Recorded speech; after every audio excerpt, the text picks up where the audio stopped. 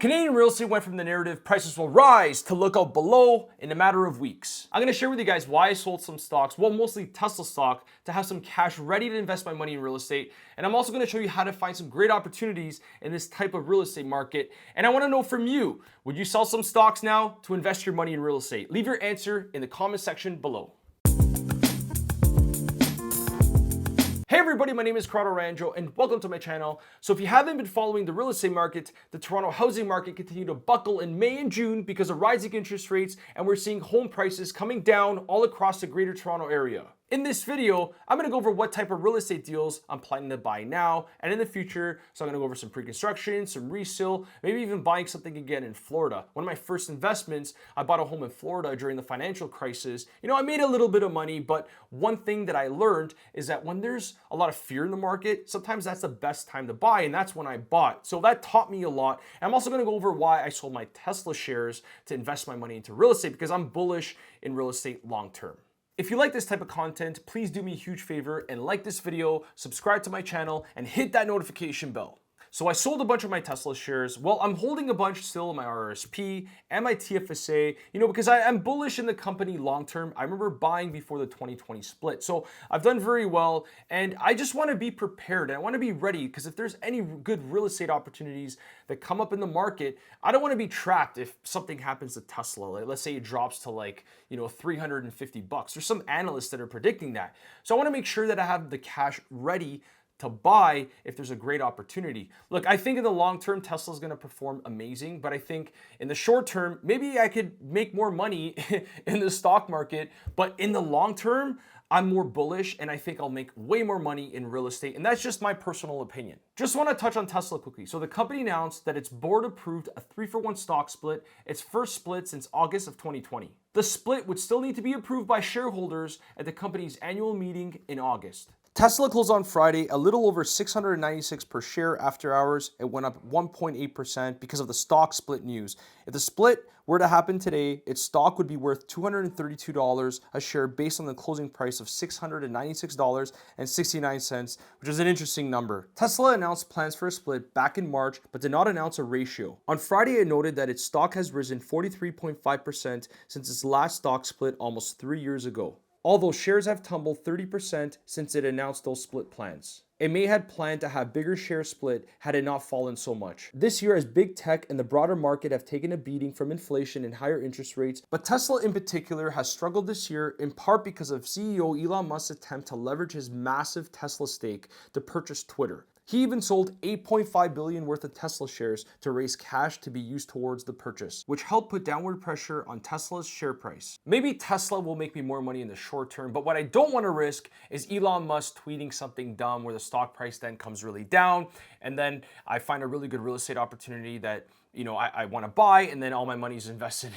in the stock market. So I want to make sure that I have enough money on the sidelines, that if there's a great opportunity that I find, that I'll be able to allocate money and buy more real estate. On June 10th, Barclays raised their price target from $325 to $370, and June 9th, UBS raised their recommendation from neutral to buy, and their price target is $1,100. A lot of people have a different opinion on Tesla's stock price prediction. Like, one analyst is saying $325, the other one is saying $1,100. At the end of the day, if they report bad earnings this quarter, the stock price will most likely come down, and that's just my personal opinion.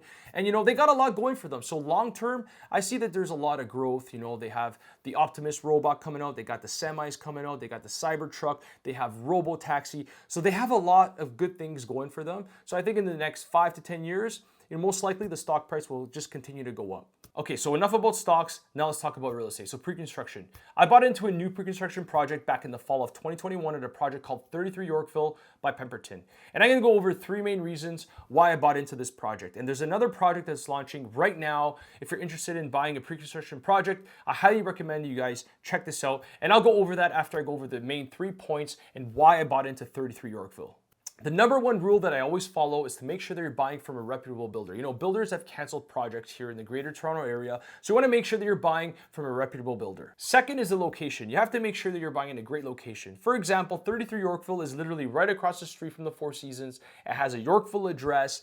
If you're not from Toronto, it's like the Manhattan of Toronto. There's high-end stores, restaurants, hotels. I used to work in Yorkville. I remember running into Jay-Z and Beyonce. I saw Justin Bieber. I saw Drake eating at a restaurant. It's the hottest spot in the city. Third, the project will be ready in the next 5 to 7 years, and who knows, it could even be longer than that. But as an investor, I just want it to take as long as possible for it to close, because if we look at it historically, in 5 to 7 years, a lot has changed in the real estate market in Toronto. You know, some properties have doubled in value, went up 50%. So you know what, it can also go on the downside, but I'm betting on it going a lot higher than what I purchased it at.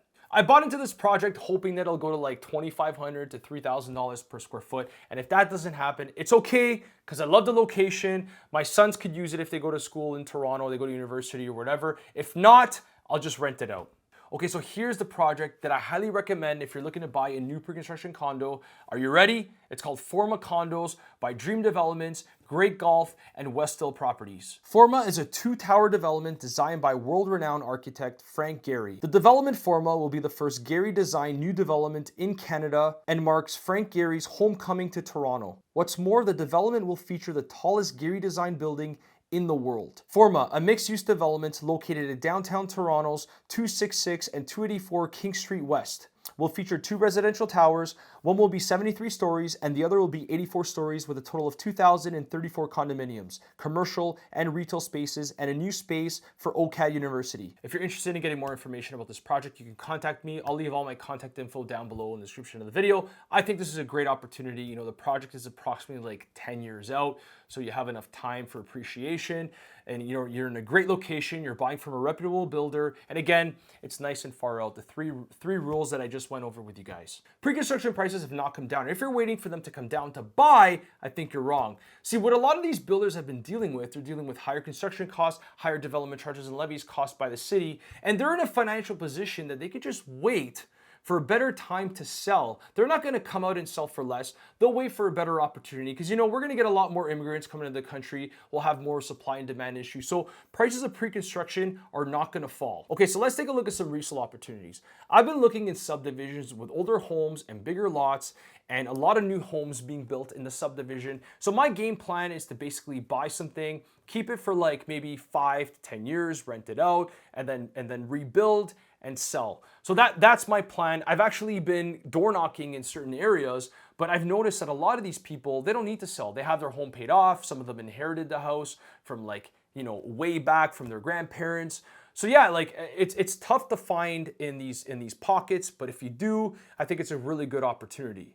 I've also been looking for multifamily. See, multifamily here in Toronto is a mission to find. I found some back in 2019, but I had a lot of my money already invested. I wasn't able to pull it out to buy these properties, and ever since then, it's been a mission finding something. So I've been looking in, you know, outside markets. I've been looking in Florida. Florida's also gotten a lot harder to find stuff. So in time, maybe if I find something, you know, I'm not going to jump into getting into a really bad deal that doesn't make any sense. But also, I'm also looking at Florida. If prices do drop, you know, they have better tenant rules. You know, if tenants don't pay rent, it's easier to get them out than here in Toronto. So, you know, I'm looking at that as an option as well. So keeping my eyes open for everything. I don't think that higher interest rates will affect us as much as the news is making us think it will. See, a lot of people bought their homes back like 5-10 years ago. I think those people are going to be fine, but I think it will affect the people that are over leveraged, people that bought during the peak, you know, especially if you have a variable mortgage or a line of credit. I want to thank you guys for watching this video. And if you like this type of content,